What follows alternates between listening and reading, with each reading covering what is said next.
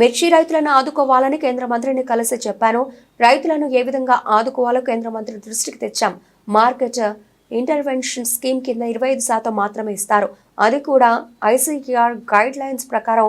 ఏపీలోని cost of cultivation తీసుకోకుండా ధర నిర్ణయిస్తున్నారు. సాగు ఖర్చులను రియలిస్టిక్ గా లెక్కలు వేసి ధరలు నిర్ణయించాలి. అవన్నీ సరిచేయాలని కేంద్ర మంత్రి కోరాం. ధరల స్థిరీకరణ కోసం ఏం చేయాలో రాష్ట్ర ప్రభుత్వం తరఫు నుండి కూడా ఆలోచిస్తామని తెలిపారు. అయితే అనూహ్యంగా ఈ సంవత్సరం వేరే దేశాల్లో డిమాండ్ తగ్గడం మన రైతులకు చాలా నష్టపోయే పరిస్థితి వచ్చింది. ఆ విషయమే మంత్రి గారికి చెప్పాను. ఎట్టి పరిస్థితుల్లో రైతులను ఆదుకునే బాధ్యత మన మీద ఉంది. రైతులను ఆదుకోవాల్సిన అవసరం ఉంది. ఏదైతే ఏ విధంగా ఆదుకోవాలనో వారికి అంతా కూడా సజెషన్స్ ఇచ్చాం. మామూలుగా అయితే ఎంఐఎస్ కింద మార్కెట్ ఇంటర్వెన్షన్ స్కీమ్ కింద 25% ఇంటర్వ్యూన్ అవుతారు. అది కూడా రేట్ ఎస్టాబ్లిష్ చేయడంలో ఐసీఏఆర్ ఏదైతే ఉందో ఆ వ్యవస్థ ఎస్టాబ్లిష్ చేశారు.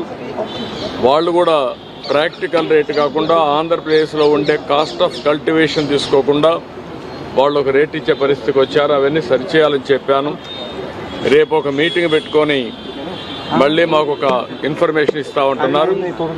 రైతులను ఆదుకోవాలి. 25%